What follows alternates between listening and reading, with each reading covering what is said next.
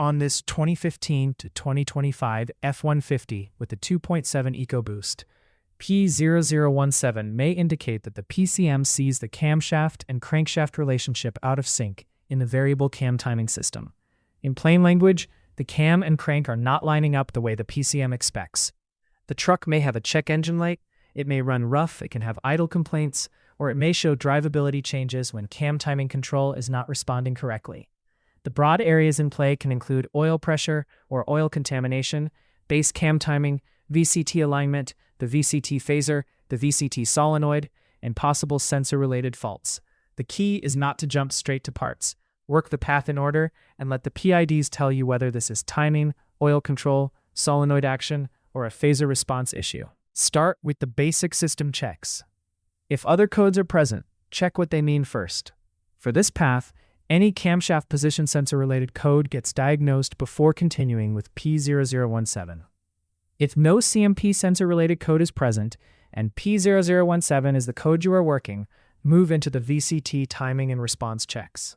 With the ignition off, disconnect the VCT solenoid related to the current DTC. Turn the ignition on, start the engine, and for P0017, monitor VCT EXH-DIF1 degree PID in the PCM data.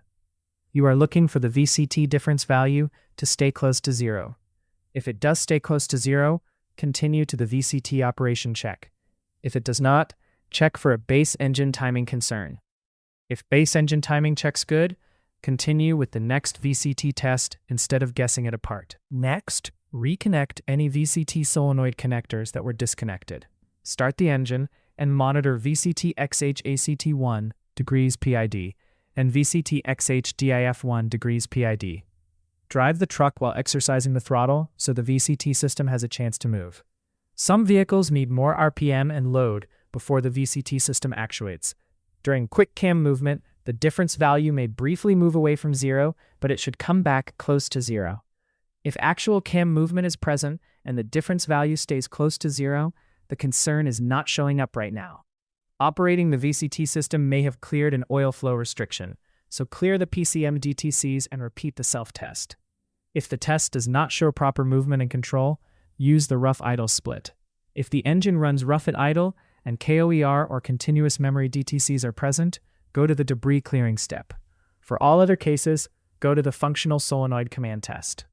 For the functional check, monitor VCT EXH ACT1 DIG PID. With the ignition off, disconnect the VCT solenoid related to P0017.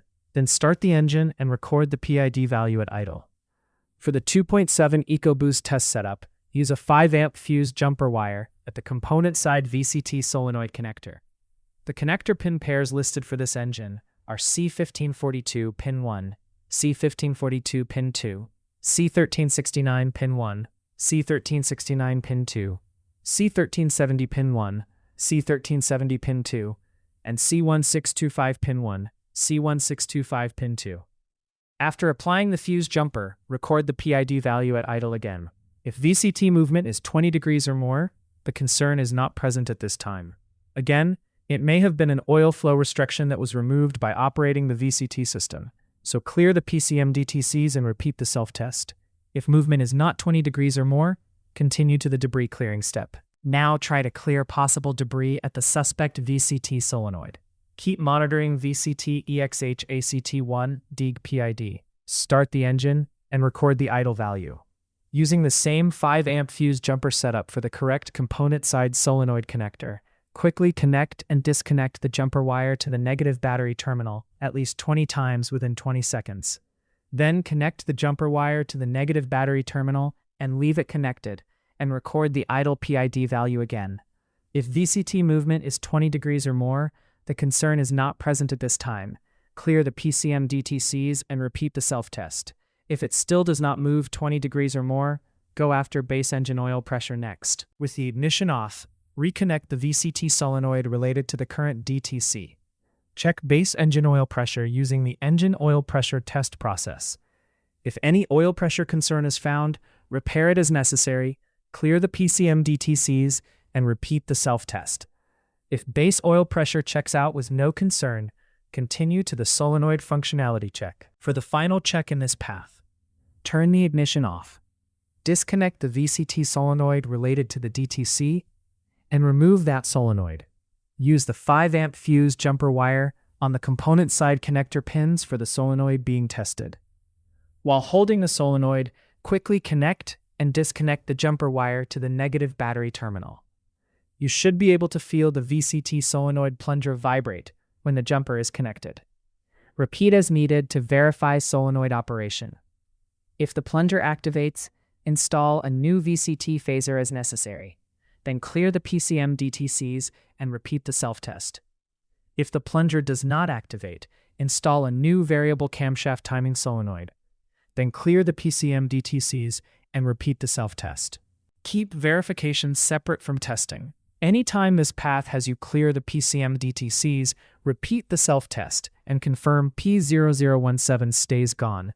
The practical takeaway is simple. On P0017, prove cam control and cam response first.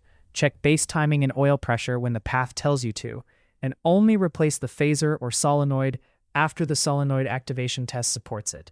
For more diagnostic training, visit stepdiagnostics.com.